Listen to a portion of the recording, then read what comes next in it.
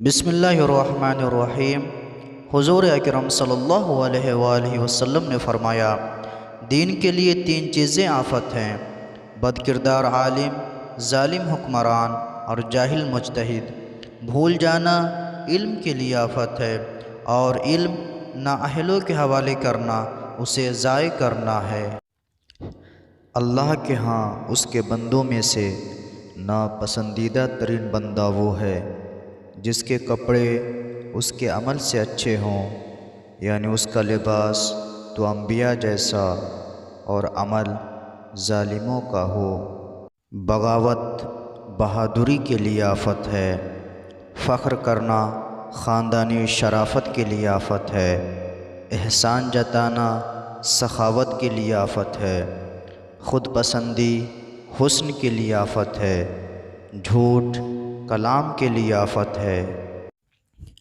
بھول جانا علم کے لیے آفت ہے، اور حلم کے لیے صفاحت آفت ہے، بخشش کے لیے اسراف آفت ہے، اور خواہشات دین کے لیے آفت ہے۔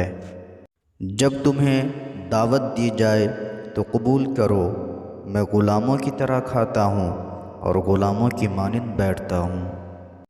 نیکیاں بجا لاؤ اور برائیوں سے پرہیز کرو۔